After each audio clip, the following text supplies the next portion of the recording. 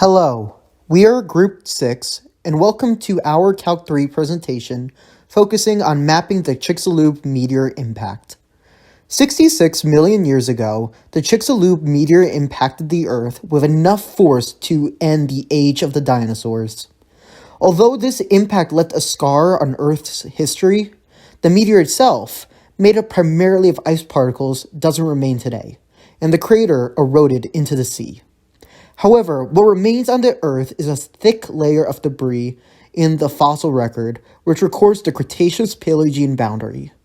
Our task that we want to display today is how, using the estimated force needed to make that boundary and the laws of physics, we can map that asteroid using modern physics and astrology techniques. We hope to show not only how calculus can show how meteors fall from their stable satellite orbits, how we can find lost information about the dimensions in the fall of a meteor, and how we can map the path of a meteor towards the ground, but also how math helps us think more logically and creatively to solving unique problems. So let's begin. Good day and hello. My name is Benjamin Williams and I will be kicking our lecture off today. This presentation would not have been possible without the leadership provided by Aaron Ullman, as well as the direct collaboration and teamwork of Marissa Keoh, Sierra Romero, Abe Weinberg, and Madison McCaw. Principles learned in Calculus 3 can help us understand information about how meteors impact planets. As such, our team has embarked on a journey to accurately estimate, calculate, and model this fantastic occurrence. Within this presentation, we will discuss and explain our three key learning objectives. Number 1, determining base real-world quantifiable metrics of the meteor. Number 2, displaying why and how the meteor falls from orbit. And number 3, creating a vector function to map the most probable descent of the meteor from its orbit path. In the case of the meteor thought to have contributed to the extinction of the dinosaurs, we must look to a giant crater buried underneath the Yucatan Peninsula in Mexico. This ancient site helps scientists understand the density, possible coefficient of drag, and estimated force of impact of the extinction event. In this scenario used by our group, the force of impact, or the energy created by the event, is about 5.8 to the power of 25 joules. It is important to note that joules is a function of work, while newtons are a function of force. Work is force times displacement, and for this example, displacement is set to 1m. The density is estimated as 909 kilograms per meter cubed, and the coefficient of drag, or the number used to model dependencies of shape, inclination, and flow conditions on an object moving through air, is 0.2n. As objects fall, particles hitting the object cause a force called air resistance, which slows it down. As objects move faster, this force increases at a rate faster than gravity, and eventually this force of drag equals the force of gravity. At this point, the object can no longer accelerate as it has achieved its maximum velocity. This velocity is known as terminal velocity and can be found via the equation Vt, terminal velocity, shown in the slide. As we have previously discussed, we can learn about the density and coefficient of drag through impact events on Earth.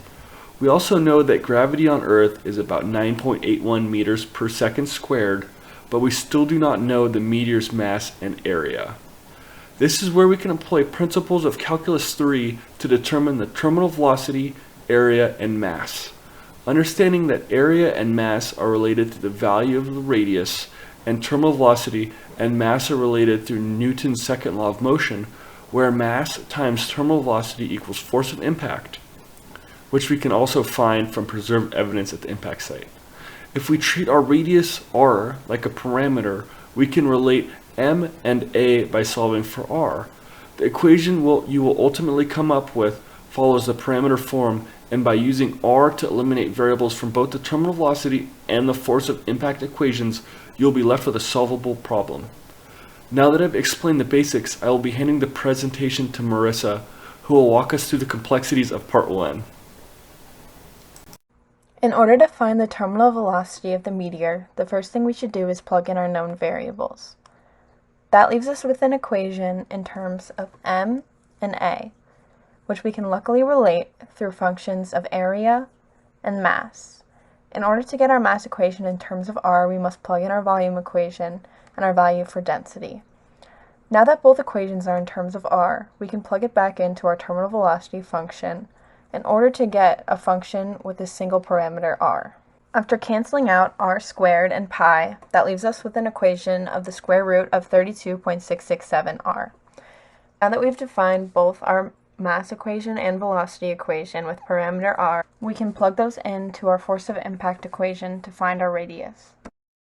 And because r is our parameter, once we find this value, we'll be able to solve for mass, area, and terminal velocity.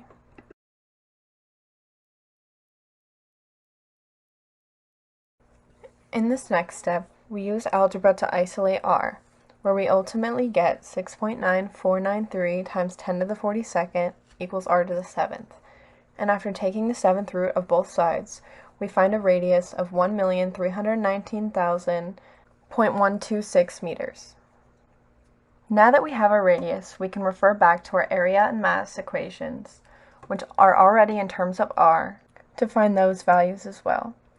We get 2.1866 times 10 to the 13th meters squared as the area, and 8.8356 times 10 to the 21st kilograms as our mass. As our velocity equation is also already in terms of r, we can plug in our radius to find a velocity of 6,564.3418 meters per second. In order to make sure our math is correct, we can check our values with our force of impact equation. Our mass times our velocity should equal 5.8 times 10 to the 25th, and when calculated, it equals 5.7999 times 10 to the 25th. Building on concepts from the first part of the problem, in this next section, we focus on finding the minimum velocity necessary for a meteor to stay in orbit. To do so, we need to use the combination of these three equations: gravitational force, centripetal force, and net force. The gravitational force, or Fg, is the force which is exerted between two objects of mass that are directed at each other. To calculate the gravitational force, you divide the product of the mass of the meteor, the gravitational constant, and the mass of the Earth by the quantity of the radius of the Earth plus the height that we calculated in the first part of the presentation, squared. Fc is the centripetal force, which is the force that acts on an object moving in circular motion in the direction of the axis of rotation. In our case, centripetal force is acting against gravity and keeping it in orbit. Fc is calculated by dividing the product of the mass of the meteor and the velocity of the meteor squared by the radius of the Earth plus the height that again was calculated earlier. The last equation solves for Fn, which is the net force on the object, or the sum of all forces acting on an object. This shows the general direction the object will move and accelerate towards. To calculate the net force, we can subtract the gravitational force from the centripetal force. Now that we have the three equations, we need to start calculating the minimum velocity, and we do this by combining all three equations. For clarification, the letter L will represent the height that we solved in the first part of the presentation. Now, we need to set the net force equal to 0, because it will keep the object in orbit. This also means the object is not accelerating in any direction, thus giving us the minimum velocity. Finally, we simplify the equations on both sides to solve for v. Using the equation we have found for v, we plug in our values for each variable and find our numerical value. Now, we use our value of v to find the rate of change of force and when the meteor falls to Earth. For reference, as mentioned previously, capital L will represent the height that was solved in the first part, and capital S will now represent the velocity that we just showed how to solve. Now to calculate, we first need to find the partial derivatives of lowercase v and h for the equation on the slide. After solving for both partial derivatives for little h and v, we move to the next section of the problem, where we solve for the linearization of when the velocity is lower than the minimum. We use the same linearization equation we have learned in class, except with our values of capital S and capital L and lowercase v and lowercase h plugged in. The linearization shows the rate of change of the force on the meteor. Specifically, we want to focus on when the force becomes negative, because then that means that the meteor will descend onto Earth. In the second section of this problem, we are going to display how a meteor falls from orbit using partial derivatives. Before we begin, I've included the equations that we will use in this section, as well as the values for the given constants. I've also included the mass of the meteor that was derived in part 1, which is highlighted in orange. To do the problem, there are 3 steps. First, we have to evaluate the velocity required for the meteor to stay in orbit if it is 2 million meters above Earth. To do so, use the net force equation, which is F sub n, and set it equal to 0. Substitute the 2 equations for gravitational force and centripetal force, then solve for v algebraically. Next, substitute all of the constants and solve for v. V will be labeled as S and height will be labeled as L to help with organization. These values represent the coordinates that we are using for the linear approximation, as A and B would in a regular problem. Because we solve for the velocity when the net force is 0, we also know that F of S, L equals 0 because both S and L give us the values to keep the meteor in equilibrium. Next, solve for the partial derivatives for height and velocity. To do so, use the net force equation and make it a function of v, h.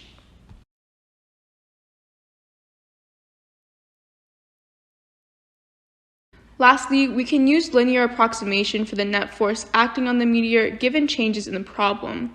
Start by isolating what you still need to solve for to create the equation. We still need to solve for f sub v of s, L and f sub h of s, L to create the linear approximation equation. To help with organization, I included the values that we've solved for so far, which are highlighted in orange. For each part, I begin by writing the equation using the new variables, then substituting the values for S and L to get each value for the partial derivative. Use the values you just found to make the equation for the linear approximation, and then solve it given the 2 changes in the question. Notice that the answer is negative. This means that if the meteor's velocity decreases by 50 meters per second and its height decreases by 500 meters, it will descend onto Earth because the gravitational force acting on the meteor from Earth is greater than the centripetal force acting on the meteor from its orbit, so it is no longer in equilibrium. Now that we've learned about the meteor, we can also determine where the meteor must have passed through in its descent to Earth. In order to model that, we must first find time, which is given by terminal velocity divided by gravity, and height, which is given by 0.5 times terminal velocity times time. We have already solved for terminal velocity, knowing it to be 6,564.3418 meters per second, and we know gravity on Earth is 9.8 meters per second squared.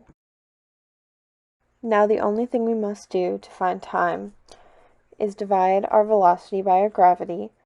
We need that time to solve for the distance from Earth, or the height, where the meteor reaches its terminal velocity. We find the time to be 669.8308 seconds. With variable t defined, we now have all the information we need to solve for the distance from Earth, or the height, where our meteor reaches its terminal velocity. We find our height to be about 2,198,499.1597 meters above the impact point. This is the only information we need in order to create our model. The quadric surface modeling the possible points of entry is defined by x squared plus y squared equals h minus z squared, where h is a constant height. It is important to keep in mind that this surface can only exist where z is greater than or equal to 0 and less than or equal to h. This is true because the meteor can hit the ground from the side or above, but not below the impact point. And if z were at a point greater than h, the meteor would not have hit terminal velocity yet. You may recognize parts of this equation. And that's because the base equation for a quadric cone is x squared plus y squared equals z squared. While these equations aren't the same, drawing the quadric cone that we're already familiar with within our bounds of h and 0 can help us understand what our new graph might look like. Though we don't know exactly what that new figure will be, so we must find our intercepts in order to graph it. We can do that by setting two variables equal to 0 at a time, in order to find the intercept of the variable left in the equation. When we set x and y equal to 0, we find that our z-intercept is equal to the height. When we set x and z equal to 0, we find our y-intercept to be equal to plus minus the height. The same is true for our intercept on the x-axis, leaving our intercepts at 0, 0, h, 0 plus minus h, 0, and plus minus h, 0, 0.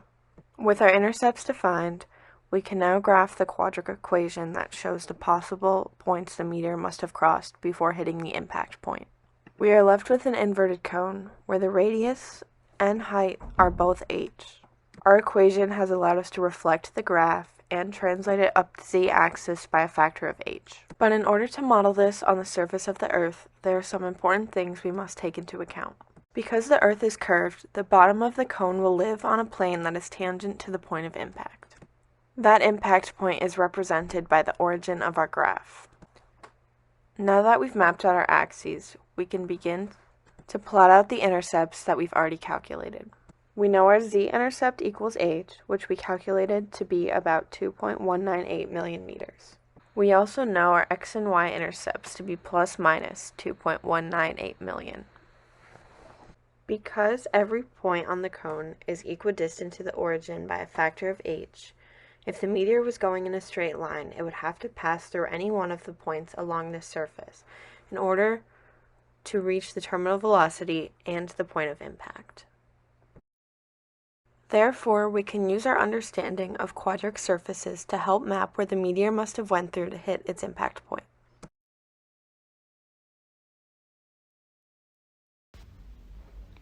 As we established earlier, if the meteor entered in a straight line from any part of the cone, it would reach terminal velocity and hit the coordinate. Seeing this straight line allows us to model the hypothetical path of the meteor. To do this, we will need to convert the equation we use to find this cone into an equation which we can use to display a vector. First, let's remember that the parametric equation of a circle is x equals cosine theta and y equals sine theta with a given constant theta.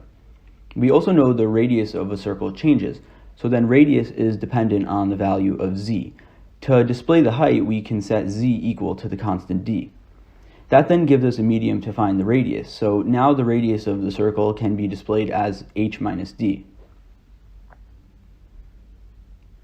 With this information, we know the initial position of the vector to be h minus d cosine theta, h minus d sine theta, d.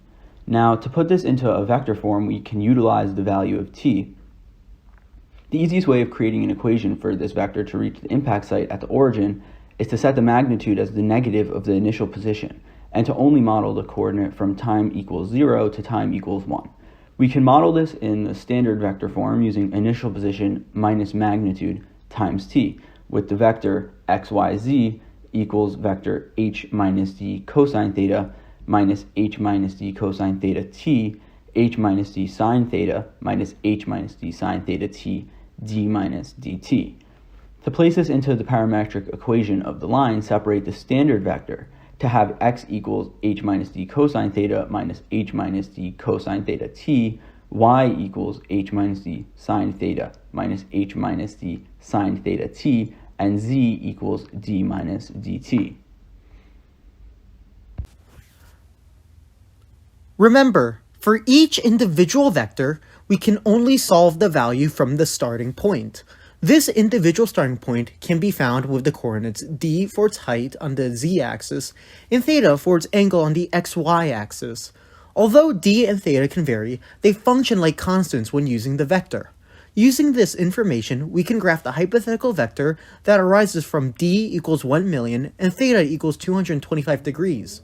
To do so, we must first find the point using the vector equation and setting t equal to 0. There, we get x equals negative 847,466, y equals negative 847,466, and z equals 1 million. Then, in the isometric planes, we can draw out the graph by connecting the 3D initial point to the origin of the figure. However, due to the distortion of this graph, it may be a bit imprecise. To account for this, we can make a graph of only the xy portion of this vector. Here, we could more precisely and accurately show the direction the vector is taking, and using the radius of this figure, a person can figure out and derive the z value of this vector as well. This will ultimately allow a user to look at both maps for an accurate view of how the meteor could have potentially flown into Earth's orbit. And they could try this vector function out with differing values of d and theta to account for the different paths the meteor could have took if it was traveling to Earth in a radial direction. We hope that you enjoyed our time displaying multivariable calculus's application to physics and meteor descent, and that you can now see new applications for calculus in the future. Thank you.